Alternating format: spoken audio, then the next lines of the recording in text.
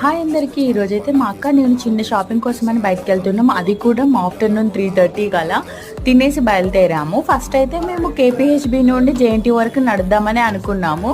కానీ కొద్ది దూరం నడిచాక తెలిసింది మేము ఇంకా నడవలేము అనేసి. అందుకని షేర్ ఆటోలో వెళ్ళిపోయాము. ఈరోజైతే నేను గోయా సిల్వర్ జ్యువెలరీకి వెళ్తున్నాము. గోల్డ్ తీసుకుందాము, చిన్న బ్లాక్ బీడ్స్ది అనుకున్నాము. కానీ గోల్డ్ రేట్ టూ మచ్గా పెరిగిపోయింది కదా, సిల్వర్లో అయినా ట్రై చేద్దాము అనేసి వెళ్ళాము.